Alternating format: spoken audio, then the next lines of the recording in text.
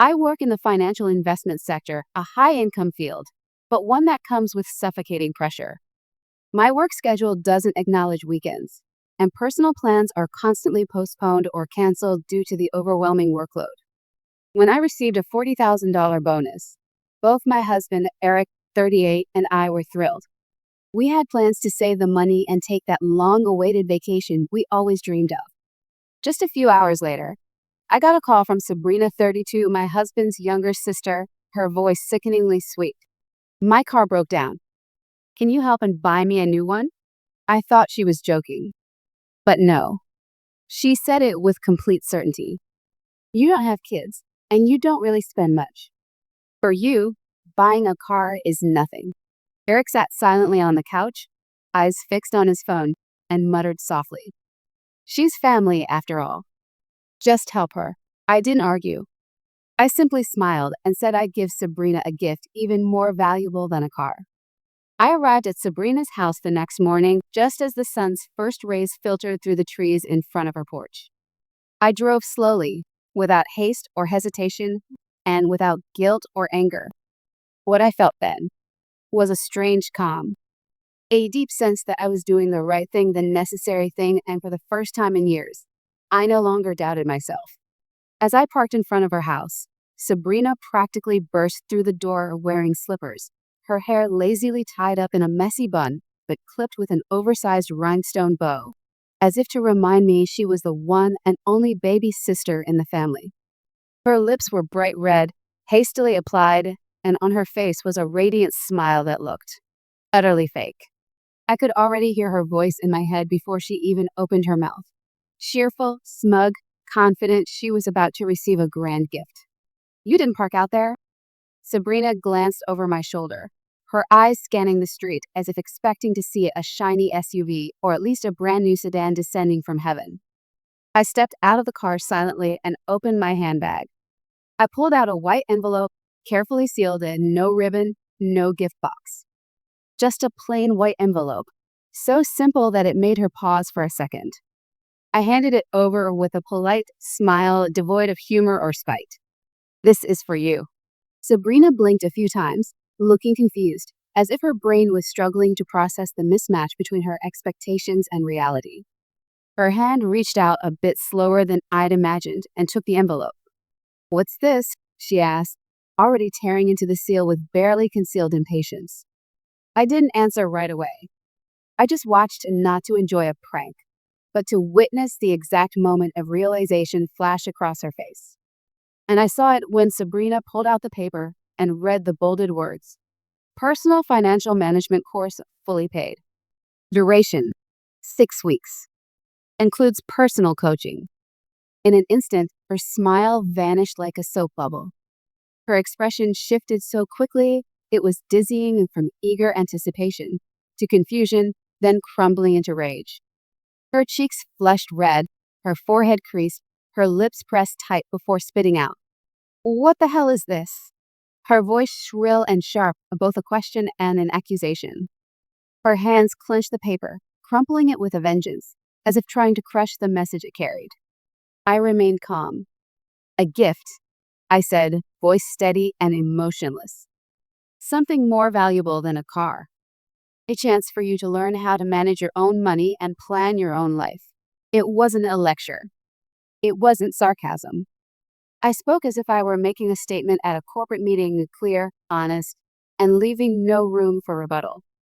That calmness, the lack of emotional engagement in my tone, is what pushed Sabrina over the edge. Nothing enrages someone used to being indulged more than not getting the emotional response they expect. She threw the envelope at me as if I'd slapped her or delivered a public humiliation. You're selfish. Cruel. You think you're so successful that you can look down on people?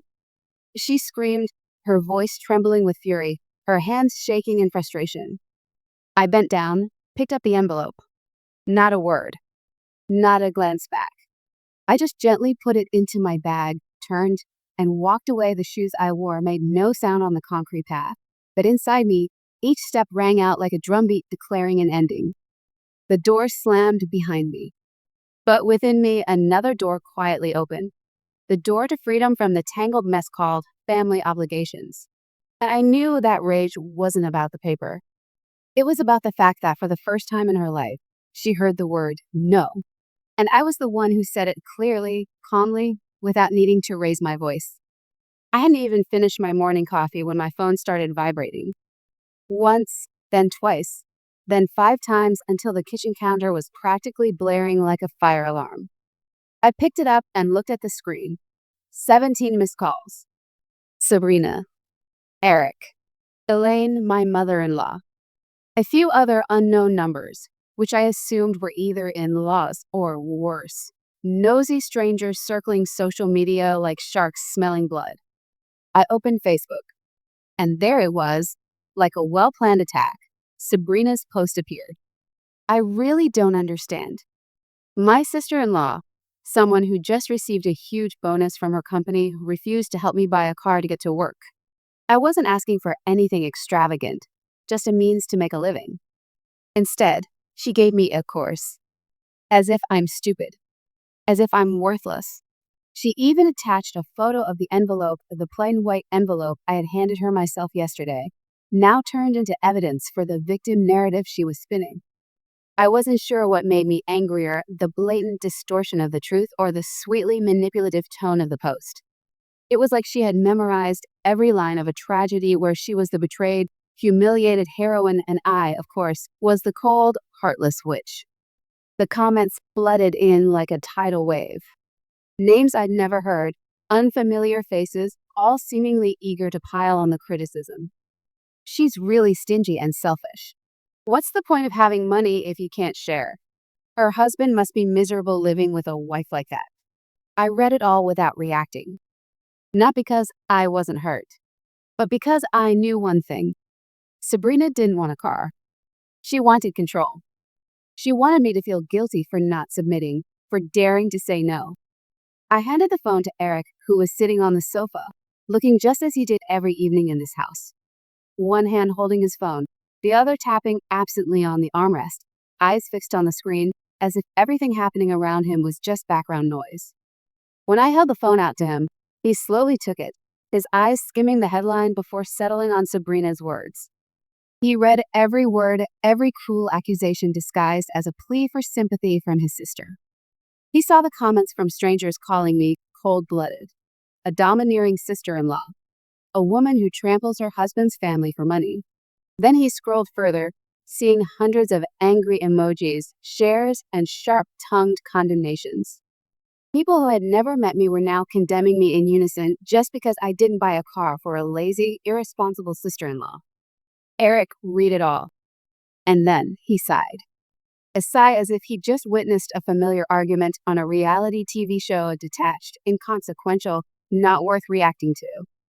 I'll talk to her, he said, his voice flat, as if he had rehearsed that line too many times. There was no anger in his eyes, not even a furrowed brow, no rebuttal, no words of comfort for me, the person being publicly shamed for holding on to what I'd earned. Not even a simple statement like, "You didn't do anything wrong." Just a vague promise, thrown out like a passing breeze. I looked at him for a long time, at the man who once held my hand at our wedding and vowed to always be my support, who once looked into my eyes and said, "I won't let anyone hurt you." Now sitting there, a shadow of himself, hiding behind a thin curtain labeled, "Keeping Peace in the Family," which in truth was just surrender. "How exactly will you talk to her?"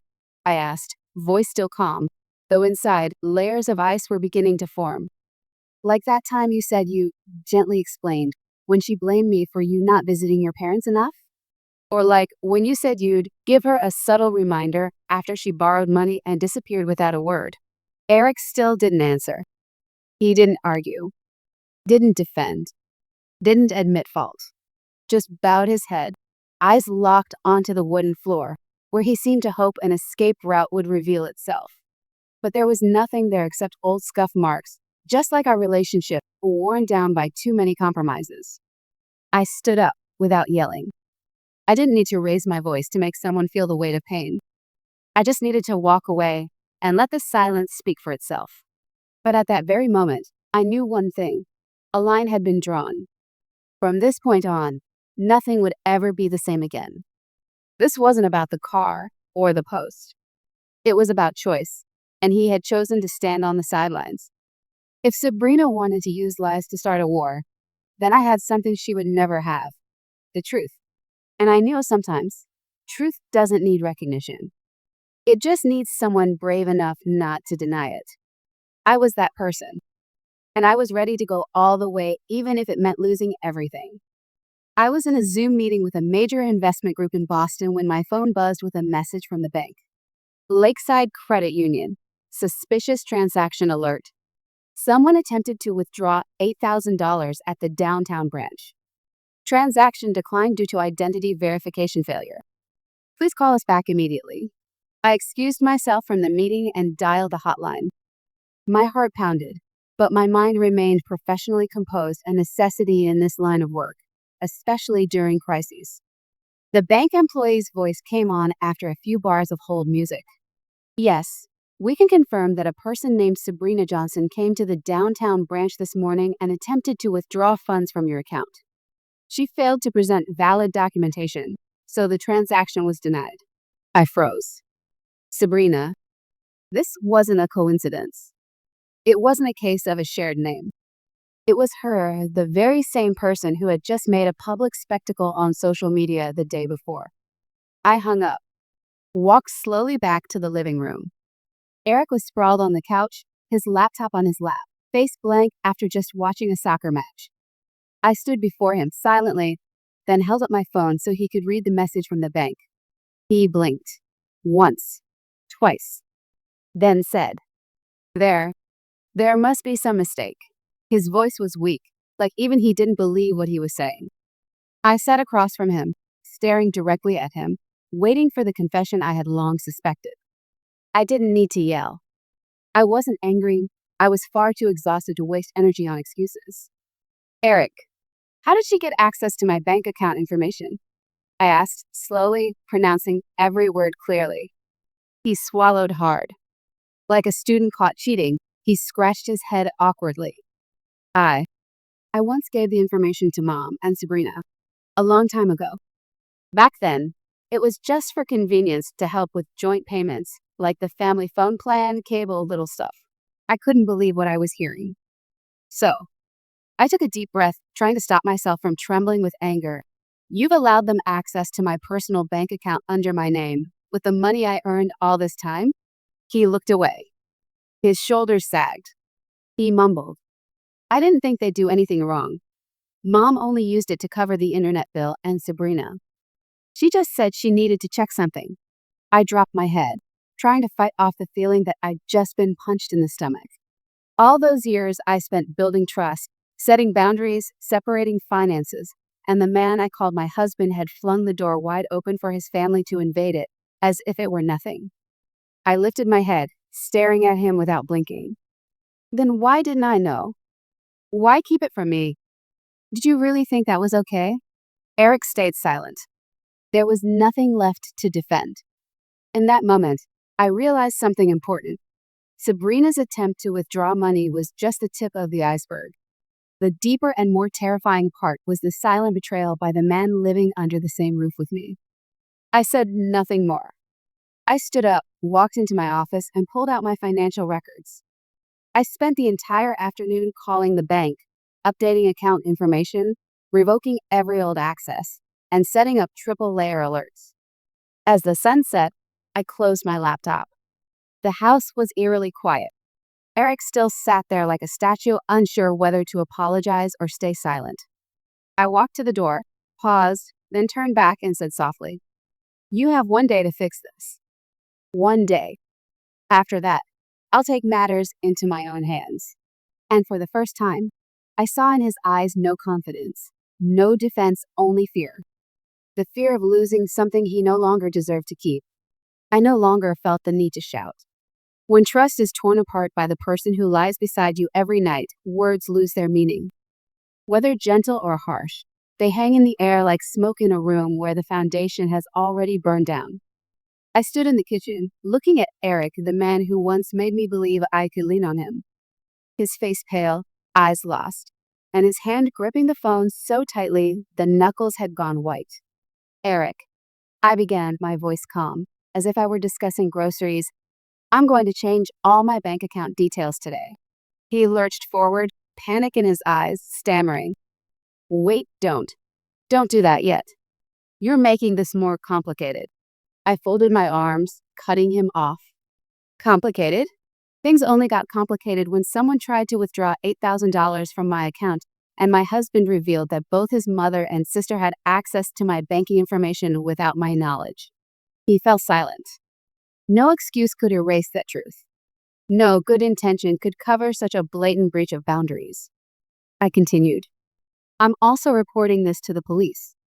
This is no longer a family matter.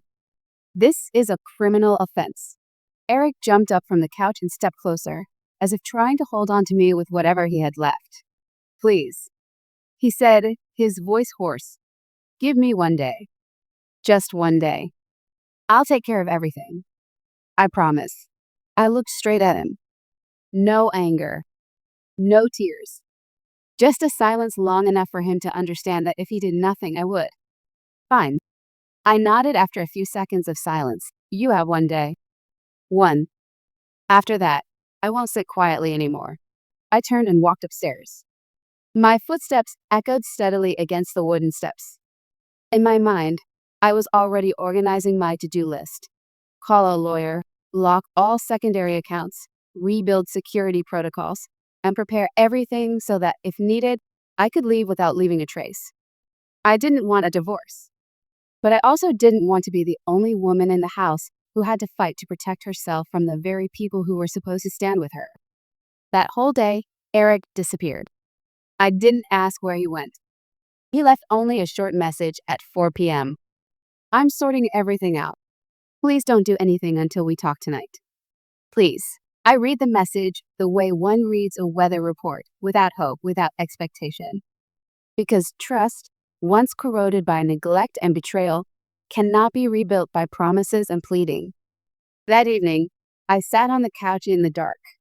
I heard the sound of his car pulling in, the key turning in the lock, the slow steps into the house as if he were walking into the courtroom of his own life. We need to talk, he said. I nodded slightly. But this time, the decision was no longer his to make. I had drawn a line, and this time, I would not take a single step back. That night, I drove to my in-laws' house, the old-style home in a quiet neighborhood I once thought would be a loving gathering place for a close-knit family. But this time, I walked in not as a daughter-in-law, but as a plaintiff. A woman entering to reclaim boundaries and the bare minimum of respect. The atmosphere in the living room was thick, like everyone was waiting for a storm to hit. Sabrina sat with her legs crossed on the armchair, fingers tapping her phone, but her eyes kept darting from me to Eric. Elaine and my mother-in-law sat beside her, her face tense, but trying to maintain a polite composure. Howard and my father-in-law stood silently in the back, leaning against the fireplace, arms crossed. Eric was the first to speak. He sat beside me, his voice trembling. We're here today because we need to clear things up. No more circling around the issue. I said nothing. I placed a folder on the table, a printed statement from the bank regarding the unauthorized transaction. And like a test, I watched each reaction. Sabrina raised her eyebrows, pretending not to understand. What's this, sis? You mean the thing about the money? I just tried to see if it would work. I didn't actually take anything. I turned to her, locking eyes, seeing through her thin veil of excuses. Tried? I repeated, giving a small laugh. You went to the bank branch, used your real name, attempted to withdraw $8,000 from an account under my name, and you call that trying? Sabrina snapped back. Because I needed a car. And you just got a huge bonus. That's nothing for you. I just hoped you'd understand. Then, like a well-rehearsed scene, she turned to Elaine, eyes brimming with tears. Mom, say something. Elaine exhaled deeply and turned to me, her voice soft as honey but sickeningly sweet. Sweetheart, don't call it stealing. It was just a misunderstanding. Sabrina's never done anything truly wrong. She was just a bit overeager. I clenched my fists, trying to keep my composure. It's not a misunderstanding, Elaine. This was a deliberate act.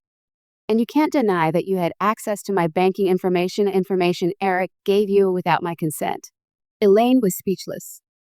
For the first time, her gaze shifted, avoiding mine.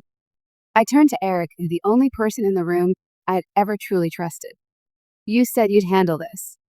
Is this your idea of handling it?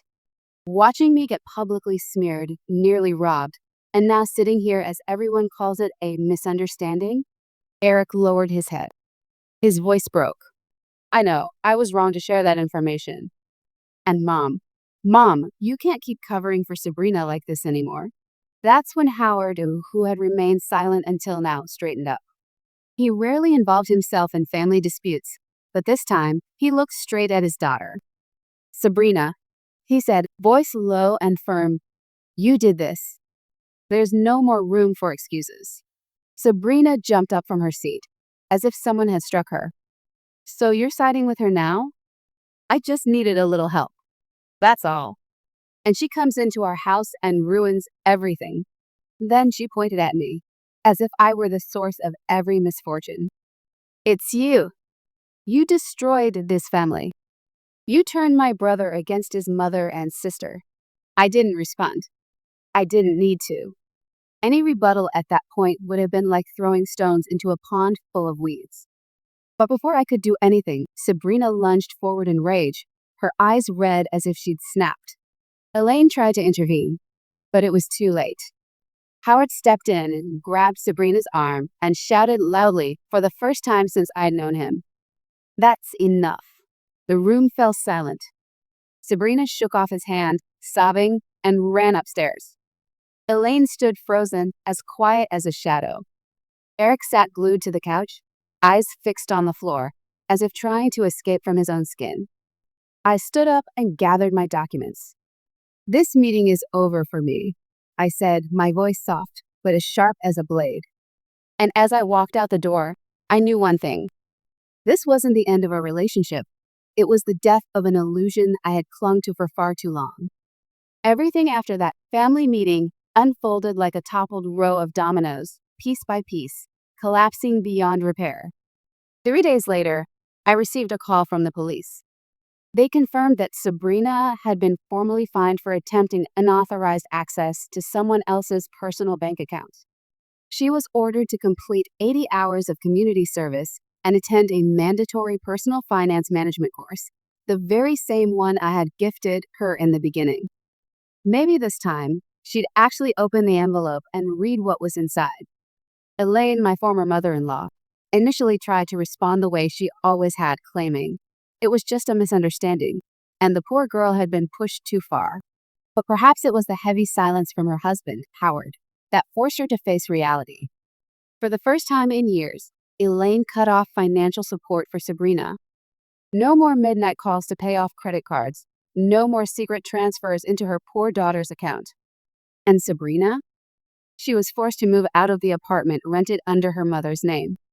I heard she's now working as a retail assistant in a suburban furniture store. Day shifts, 6 days a week. No private car, no designer bags. No more freelance entrepreneur selfies on social media. Just a 32-year-old woman facing reality for the first time. No one owes you an easy life. As for me, I packed my bags one quiet morning without saying goodbye. No tears. No begging. Just the steady sound of suitcase wheels rolling across the hardwood floor, echoing like the closing drumbeat of a play that had gone on far too long. I stood at the door and looked at Eric one last time. He was sitting there on the long sofa in the living room, his hands clasped, eyes hollow. I remembered every corner of that face, the man I once loved, once believed I could build a future with. But now in front of me was only the shadow of a man who always chose silence, who always chose to not make a fuss instead of defending his partner. I spoke calmly, without trembling. You didn't just betray me by giving your mother access to my banking information. You betrayed me because in every crisis, you chose them instead of choosing what's right. He didn't react. Didn't stop me. He just bowed his head, as if he too knew that no words would matter anymore. I moved out of that apartment, the place we once called home, and started my life anew. I took nothing with me but a newfound strength, one I had earned through shattered trust and accumulated disappointment. The divorce was quiet. No noisy court sessions, no fights over property. We parted ways like two strangers who had once shared a house. A few weeks later, I received one final message from him. "I'm truly sorry." I looked at the words on the screen. My finger hovered over the reply button, then stopped. I put the phone down and never responded, because some apologies come too late, and some wounds don't need explanations. They just need to be let go, so we can walk away from the darkness once and for all. I used to think, like many others, that family was a sacred, unbreakable bond. That those who share your blood, no matter how they behave, deserve unconditional forgiveness. That enduring in silence was a form of love. That forgiveness, no matter the cost, was the price of kinship. I was wrong. Real family isn't defined by wedding photos, polite holiday hugs, or obligatory birthday wishes. Real family are the ones who stop when you say enough. The ones who don't exploit your kindness to mask their own laziness and selfishness. The ones who value your respect more than they crave control. Sabrina believed that because I was her sister-in-law, I had to help her. Elaine believed that because I was her daughter-in-law, I had to endure. Eric believed that because I was his wife, I had to tolerate his family for the sake of keeping the peace. They were all wrong. Because I am also a human being, a woman who worked relentlessly to earn what she has, a wife who deserves to be protected, and a person with the right to set boundaries. They never once considered the nights I stayed up working, the holidays I sacrificed for emergency meetings, the times I kept quiet when I was mocked, when I was belittled for not having children, for making too much money. To them, I was an ATM with a smile. A name always ready in their inbox whenever a bill was overdue, whenever Sabrina needed help. But they forgot that I, too, could get tired. I could feel pain. And eventually, I could stand up. I don't regret leaving. Not the apartment, not the relationship, not the years I spent trying to connect with a family that never truly welcomed me. The only thing that saddens me is how long it took to realize. Just because someone shares your last name doesn't mean they have the right to act like you owe them your life. Respect is the only true foundation of any relationship, even within a family. When that is gone, when there is no trust, no acknowledgement, then you have no obligation to stay. You owe no one anything. Not an explanation. Not forgiveness. Leaving isn't failure. It's self-preservation. It's the act of redrawing your boundaries and setting new rules for how others are allowed to enter your life. I walked away without looking back, and it was the best decision I've ever made.